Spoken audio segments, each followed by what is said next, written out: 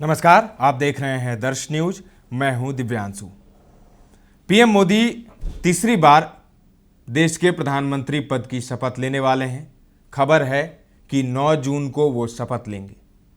लेकिन इस बार पीएम मोदी के लिए सब कुछ इतना आसान नहीं रहने वाला, क्योंकि बहुमत का आंकड़ा उनके पास नहीं है। नंबर गेम जो काफ़ी अहम होता है। एक समय वाजपेयी सरकार गिर गई थी और कई सरकारें गिरी हैं, कई सरकारें खड़ी हुई हैं इस नंबर गेम के चलते, और उसी नंबर गेम में इस बार मोदी फंस गए हैं। 240 सीटें हैं बीजेपी के पास, बहुमत के लिए 272 चाहिए। पीएम मोदी को बैसाखी मिली है। 2 बैसाखी पर खड़े हैं पीएम मोदी। एक बैसाखी नायडू जी की, एक बैसाखी नीतीश जी की, और इन दोनों को साथ लेकर चलना है पीएम मोदी को। और पीएम मोदी हड़बड़ी में है।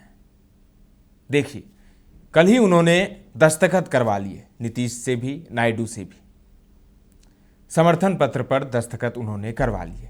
पीएम मोदी हड़बड़ी में है। 2014 में 10 दिन बाद उन्होंने शपथ ली थी, नतीजे आने के बाद। 2019 में 7 दिन बाद। लेकिन इस बार 2024 में महज 5 दिनों के अंदर पीएम मोदी शपथ लेने वाले हैं। तो ऐसी हड़बड़ी क्यों है? देखिए, नीतीश और नायडू को लेकर तो स्थिति है ही। डरे हुए हैं पीएम मोदी, कब क्या कर दें। ऑफर पे ऑफर आ रहे हैं नीतीश को उधर से, इंडिया गठबंधन की तरफ से। तो एक डर तो उनको है ही। लेकिन नीतीश और नायडू अभी साथ हैं, दोनों ने दस्तखत कर दिए हैं। पीएम मोदी शपथ लेने वाले हैं, तीसरी बार प्रधानमंत्री बनेंगे वो। लेकिन जो खबरें हैं, जो खबर चल रही है, कब तक आखिर रहेंगे दोनों? पीएम को एक्सपीरियंस नहीं है, अनुभव नहीं है उन्हें गठबंधन वाली सरकार चलाने की। इससे पहले दोनों बार वो पूर्ण बहुमत में थे, और गुजरात में भी जब मुख्यमंत्री रहे तो पूर्ण बहुमत के साथ रहे। तो उन्हें गठबंधन के साथ चलना नहीं आता है। जो और उनका जो तेवर है, जो काम करने का स्टाइल है, जो उनका एटीट्यूड है, वो साथ लेकर चलने में शायद उतने सहज नहीं होंगे। अटल बिहारी वाजपेयी की बात कुछ और थी, लेकिन ये पीएम मोदी हैं। तो इस बार चुनौती बड़ी है, दोनों को साथ लेकर चलना, नायडू और नीतीश को। और यही नायडू और नीतीश पाला बदलने में भी महारथी हैं। और असली खेल तो शुरू होगा तब जब पीएम मोदी शपथ ले लेंगे, जब कुर्सी पर बैठ जाएंगे प्रधानमंत्री की, तब असली खेल शुरू होगा। अभी तो खबरें आ रही है कि नायडू ने 6 मंत्रालय मांगे हैं, नीतीश ने 4 मंत्रालय मांगे हैं, विशेष राज्य का दर्जा भी मांगा है। तो पीएम मोदी को इस बार कॉम्प्रोमाइज करना पड़ेगा, सभी मांगों को मानना पड़ेगा। उनके पास कोई ऑप्शन है नहीं। प्रधानमंत्री अगर उन्हें बने रहना है तो फिर उन्हें झुकना पड़ेगा, सलाम करना पड़ेगा नीतीश और नायडू को। खैर, एक बार फिर से पीएम मोदी शपथ लेने वाले हैं। जवाहरलाल नेहरू 16 साल तक आज़ाद भारत के प्रधानमंत्री रहे थे। पीएम मोदी उनके रिकॉर्ड की बराबरी करने वाले हैं। लेकिन मोदी की जीत में उनकी पार्टी की 63 सीटों पर हुई हार भी शामिल है। अपने बल पर सरकार न बना पाने की सूरत में वो अपने सहयोगी दलों पर पूरी तरह आश्रित हैं, जैसा आपको मैंने पहले बताया।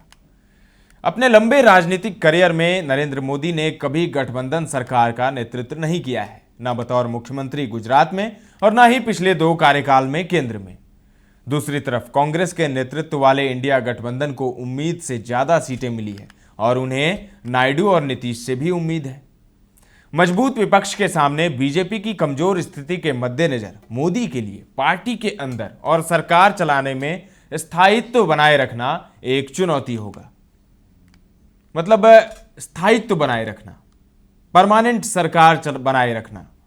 विपक्षी नेता राहुल गांधी ने चुनावी नतीजों को प्रधानमंत्री की नैतिक हार बताया, और पत्रकारों से बातचीत में उन्होंने कहा, देश ने मोदी जी को कहा है कि हमें आप नहीं चाहिए। साल 2014 और 2019 के आम चुनावों की ही तरह भारतीय जनता पार्टी ने 2024 का चुनाव भी प्रधानमंत्री मोदी के नाम पर ही लड़ा था। इलाके के प्रत्याशी का जिक्र चाहे हो या ना हो, मोदी का चेहरा हर पोस्टर पर था।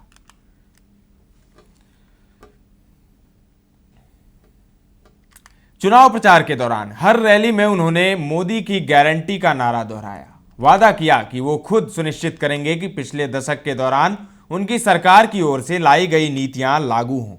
इसीलिए ये नतीजे उनकी राजनीतिक प्रतिष्ठा को कम करने वाले माने जा रहे हैं। बीजेपी के 5 साल के कार्यकाल में मीडिया को दबाने और विपक्ष को निशाना बनाने के लिए केंद्रीय जांच एजेंसियों का गलत इस्तेमाल करने के आरोप लगे। मोदी सरकार पर मुसलमान विरोधी माने जाने वाले नागरिकता कानून CAA NRC के खिलाफ व्यापक प्रदर्शन हुए और किसानों के आंदोलन के बाद सरकार को कृषि कानून तक वापस लेने पड़े। एक टीवी चैनल से बातचीत के दौरान राजनीतिक विश्लेषक योगेंद्र यादव ने चुनावी नतीजों को तंत्र पर लोक की जीत करार दिया। इस सबके बावजूद जब नरेंद्र मोदी पार्टी के कार्यकर्ताओं को संबोधित करने बीजेपी दफ्तर पहुंचे तो उनका जोर शोर से स्वागत किया गया। फूलों की बरसात हुई और जय श्री राम के नारे गूंजे। अगर उनके मन में अपने आने वाले कार्यकाल को लेकर कोई चिंता है तो वो जाहिर तो नहीं हुई है।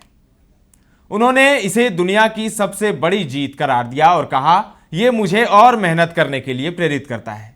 आने वाला समय नरेंद्र मोदी के लिए नया और मुश्किल हो सकता है और पहली बार गठबंधन सरकार चलाने में ज्यादा मेहनत की जरूरत से इनकार भी नहीं किया जा सकता। इस चुनाव से पहले बीजेपी ने अपनी सबसे पुरानी सहयोगी पार्टी अकाली दल को खो दिया और दूसरे पुराने सहयोगी शिवसेना को तोड़कर 2 भाग कर दिया। इससे पार्टी के अपने से छोटे सहयोगी दलों के प्रति रवैये की बुरी मिसाल ही कायम हुई। गठबंधन के सहयोगियों को ही नहीं, नरेंद्र मोदी को अपनी पार्टी के भीतर से उठती आवाजों को भी सुनना पड़ सकता है। तो देखिए, मोदी को बहुमत नहीं मिला है, इसके क्या मायने हैं। देखिए, एक तो जेडीयू के अंदर से ये डर है कि कहीं मोदी पीएम बनने के बाद, यानी 2-3 महीनों के बाद, जब फुल फ्लेज पावर उनके पास आ जाए, प्रधानमंत्री पद पर वो बैठ जाए, जब ईडी CBI ये सब एजेंसियां उनके कंट्रोल में आ जाए, तब मोदी क्या करेंगे। तब कहीं मोदी खेल ना कर दें, जैसे उन्होंने महाराष्ट्र में उद्धव ठाकरे के साथ किया, शिवसेना को तोड़ दिया। तो कहीं वो खेल वो फिर से ना खेल दें नायडू और नीतीश के साथ। ये डर है, ये जेडीयू के लोग कह रहे हैं, जेडीयू से जुड़े हुए लोग कह रहे हैं। और नरेंद्र मोदी को सबसे बड़ा डर अपनी पार्टी के बीच से भीतर से उठती आवाजों से भी है। एक लॉबी है जो मोदी और शाह के खिलाफ है। गडकरी उसमें है, वसुंधरा राजे हैं, शिवराज सिंह चौहान हैं, उसमें योगी आदित्यनाथ भी हैं और आरएसएस में भी एक बड़ा धड़ा ये अगर सोच ले कि ये मैंडेट जो मिला है, ये जनादेश जो मिला है, वो मोदी के खिलाफ मिला है, मोदी को लोग नहीं चाहते, मोदी मैजिक नहीं है। तो फिर आरएसएस का जो बड़ा धड़ा है वो नितिन गडकरी को प्रोजेक्ट कर दे। ये एक डर है मोदी को अपने पार्टी के भीतर से उठती आवाजों को लेकर।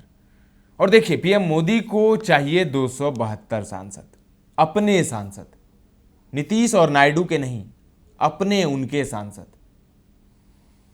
तो इसके लिए क्या वो तिकड़म लगाएंगे, क्या वो खेल करेंगे जैसा उन्होंने उद्धव ठाकरे के साथ किया। ये भी एक डर है।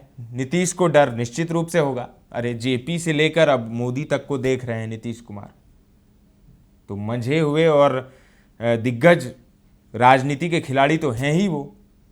नायडू भी कम नहीं है, तो वो भी जान रहे होंगे, सब कुछ समझ रहे होंगे।